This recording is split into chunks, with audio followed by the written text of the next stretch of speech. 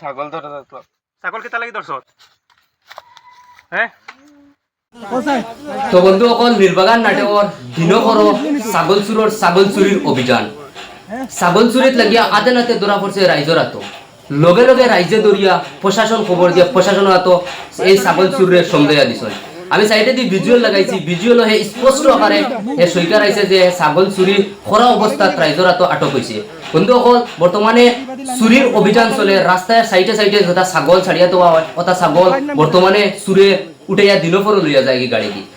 আজকু same ঘটনা এই যে ফটো লাগাইছি সাইডে দি ভিডিও আপনারা দেখরা, এই ভিডিও আমি স্পষ্টীকরণ আপনারা শুনাইয়ার ও হে আতে নাতে ধরা পড়ছে রাইজর আতো।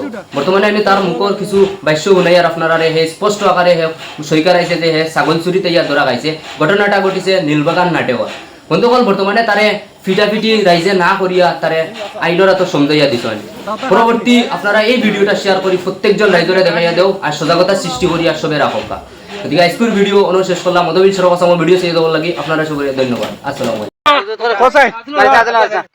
হোসেন ওগুন ইসলেনি তুই ওগুন ইসলেনি হ্যাঁ খান থেকে উঠাই মোটা দিয়ে নাই ধরতে না দর্শক না ধরা যাচ্ছিলাম হবে দরত আসলে ভাই তোরা কে ধরছে গুদরাত সময় অন্য দুইটা চুল উপরে দি উঠা চুল উপরে দি উঠা মুখ উপরে দি উঠা আইস ওই তো বাড়ি কোন জায়গা?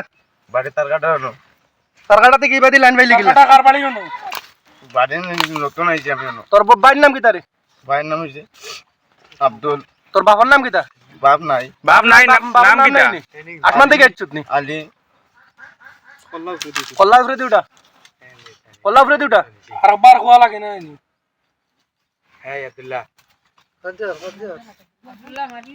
না মারিস না ছাগল ধরে যাচ্ছিলাম। ছাগল কেতা লাগি ধরছত? হ্যাঁ ছাগল ধরছত নি রাস্তা ধরা যাচ্ছিলাম ধরছি না ভালো করিয়া কেতা লাগি ধরা তাইছত ছাগল? কটা ধরতে আসলে? হ্যাঁ একটা কত বড়?